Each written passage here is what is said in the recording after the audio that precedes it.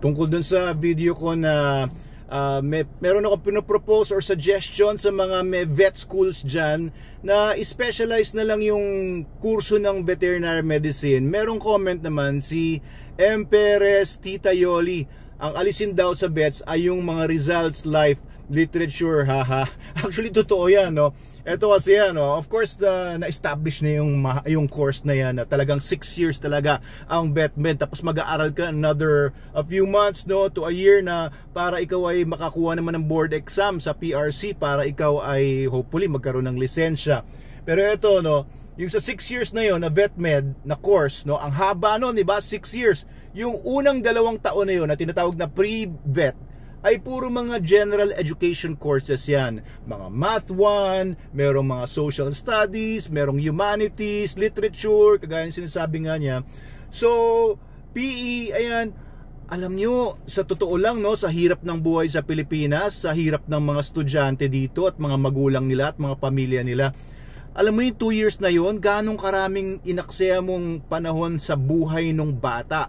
Imbis na nag-aaral na siya para dun sa talagang gusto niyang gawin sa buhay niya, nasasayang yung panahon. Alam nyo, kung nagsimula ang isang bata mag-aral ng vet med ng 16 years old, anong taon na siya makakakuha ng lisensya na 23? Aba, ang dami na dapat nagawa sa buhay noon. Kaya alam nyo, sabi ng isa pang nag-comment sa Facebook naman natin, ay dapat tinuloy na lang maging human doctor na lang, 10 years yon, di ba? Versus yung 6 years, o kaya dentistry, 5 to 6 years daw. And totoo lang, no, kung gusto mo lang talaga kumita, mag-human doctor ka na lang. Ako nga, medyo parang nagsisisi ako ng konti. Minsan inisip ko, dapat nag-human doctor na nga lang ako. Tama yung sinasabi ng tatay ko noon, ba't pa bet pa ang kinuha kong kurso. Mas marami pa akong matutulungan, mas marami pa akong magagawa, at alam niyo yon, mas relevant yung course ng human doctor kesa sa vet med. Sabagay, ang vet med syempre, dahil nga konti nga lang ang mga kumukuha ng kurso na yan, specialized talaga yan. Pero ito pa, no, yung 4 years nga na natitira, sabi ko yung 2 years general education, no, wala muna kayong pinag-uusapan doon tungkol sa vet med, gaano, a little bit about biology, a little bit about, you know, different sciences. Pero pagdating mo ng first year proper hanggang 4th year proper, yan yung talagang time na nag-aaral ka na ng vet med subjects, ay yung panahon na yon, pwede pang gawing 2 years na lang yon, or maximum 3 years, kung gagawin nga lang specialization yung mga vet med. Halimbawa, no, kasi pag after 6 years, ang kurso nila, ang tawag dyan, Doctor of Veterinary Medicine, DVM ka, kagaya na nakuha ko.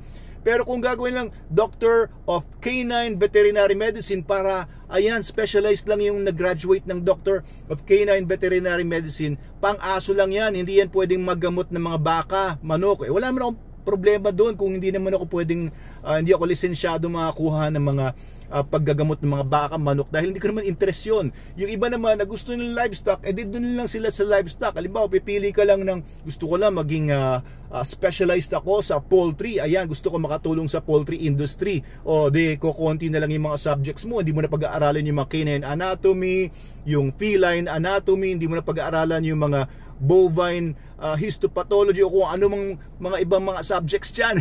Iba-iba po kasi talaga yan. Alam nyo, yung human doctor na 10 years, specialize sila sa isang species lang, humans lang, Homo sapiens, Homo sapiens.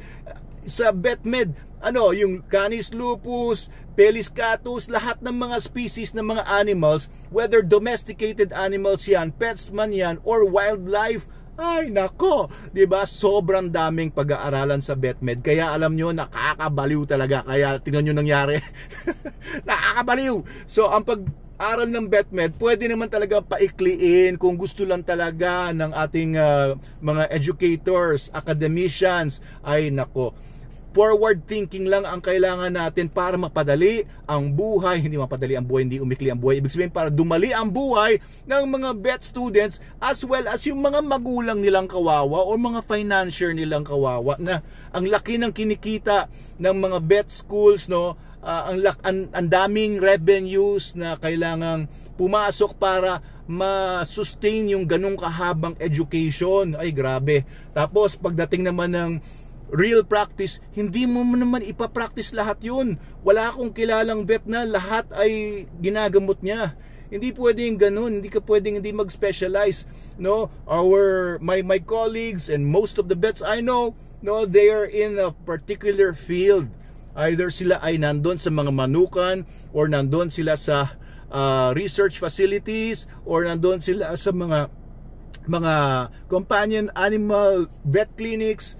Oo, specialized dapat. Of course, kung gusto naman ng iba na lahat kunin yung mga kurso na yan, wala naman tayong problema. Pwede naman i-maintain yung mahabang kurso. Yan gusto nila, pahirapan yung buhay nila. Diba? May mga tao talaga, mga masokista.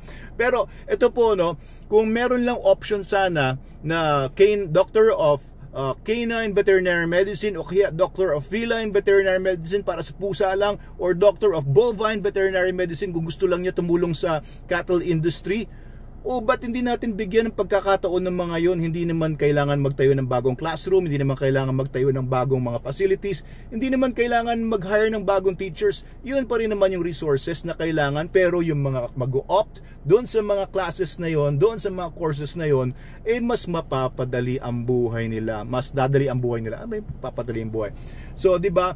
So, I think, no, this would also help, yung ganung klaseng sistema would also help yung basically yung buong industriya natin, at maraming mga kabataan na magkakaroon ng trabaho na gusto nila, kasi nga naman, di ba, hindi naman talaga course yan para sa pagyaman Sa totoo lang, no, unless you're an entrepreneur, unless you are doing a business that's related to your course, or if you leave it totally, tapos mag-ano ka na lang ibang mga trabaho after. Kasi marami akong mga vet classmates din, eventually, nag-caregiver na lang para pumunta sa ibang bansa. O kaya may mga vet classmates ako noon na nag-graduate naman pero nasa call center. O kaya naman ay kung anong ibang mga trabaho nila.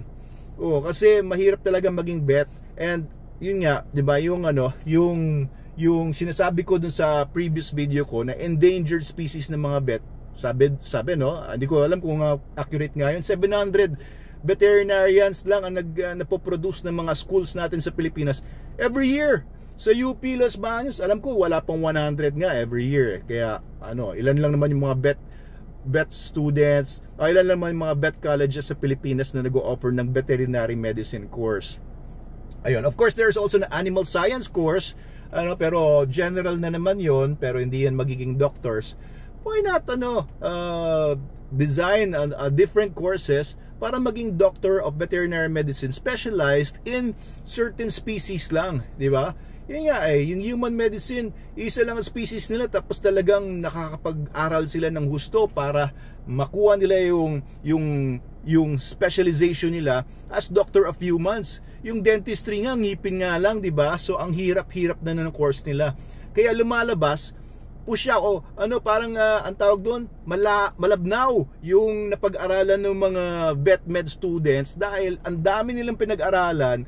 Sana kung nag-specialize lang sila sa isang species na yun lang ang gusto nila, maging eksperto pa doon. Alam niyo, nung graduate nga ako ng vet med, ang dami kong hindi alam tungkol sa mga dogs, sa totoo lang. And after I graduated, doon ko lang natutunan like canine psychology, canine behavior, canine nutrition. Ang dami ko natutunan after na ng graduation ko sa vet med. Of course, mahirap nang imaniobra nga yung mga malalaking institution ng mga colleges, universities. Mahirap imaniobra yan kasi parang malalaking barko niya na Titanic, na ayan na yung iceberg, ayan na yung mga problema, hindi nila mapihit yung barko nila.